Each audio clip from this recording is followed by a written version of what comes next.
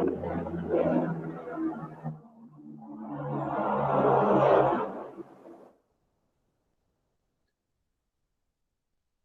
to online learning platform of Department of Civil Engineering.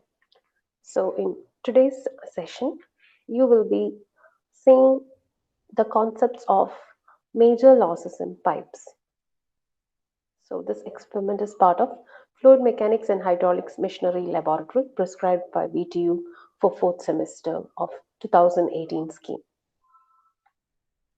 So you understand that the losses in pipes is a critical component whenever a pipe is being designed or a pipe network is being designed. So the basic approach to all piping system is to write the Bernoulli's equation between any 2 points connected by a streamline. So the Bernoulli's equation condition also you should be knowing. So this experiment you have already conducted in the lab. So the Bernoulli's or the total head consists of the head, then the pressure head, the data head, the pressure head, and the velocity head plus the losses. So the total head at point 0 should be matching with total head at point 1, adjusted for any increase in head due to pump, losses due to pipe friction, and the losses that are due to entries, exits, fittings, then any turnings, etc. So pipe losses in pipes are mainly classified or categorized into two: friction losses in pipes or major losses in pipes and minor losses. So why is friction loss considered as a major loss? Because the majority of the losses in pipe is mainly due to friction between the due to the viscous effect of the fluid and roughness of the pipe form. So friction losses are a complex function of the system geometry, the fluid properties, and the flow rate in the system. So by observation, it's found that the head loss is roughly proportional to square of the flow rate in most engineering flows. So here you can see the equation. So this equation is nothing but Darcy-Weisbach equation. So the head loss due to friction is directly proportional to square of flow rate. Flow rate is nothing but the velocity.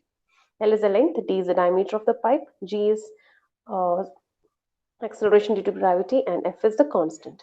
So this observation leads to Darcy-Weisbach equation for the head loss due to friction.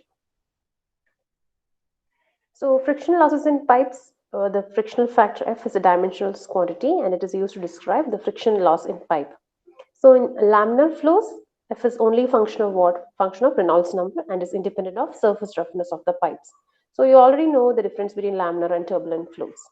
So in a fully turbulent flow, F will be depending on both Reynolds number and relative roughness of the pipe wall.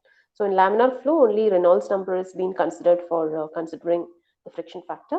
But in fully turbulent flows, both Reynolds number and relative roughness of the pipe wall is being considered. And this is the equation. So what is the practical application for determining major loss in pipes?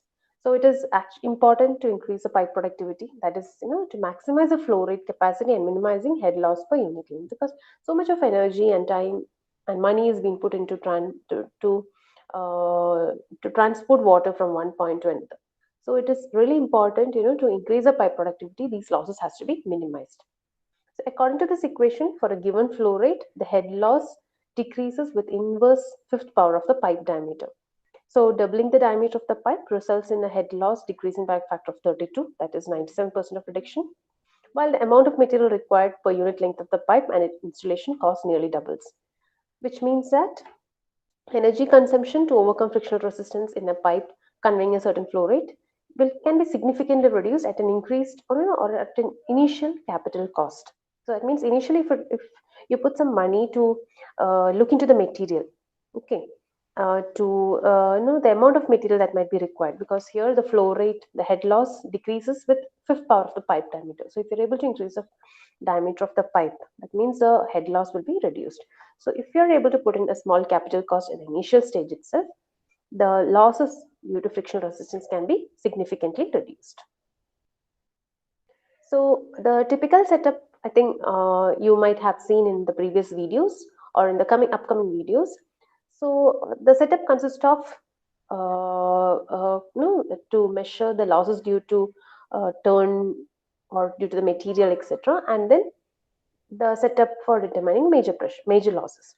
So you will be finding pipes of various material of various diameter, and then the flow has been allowed from one point to another point, and then the friction loss has been studied. Thank you.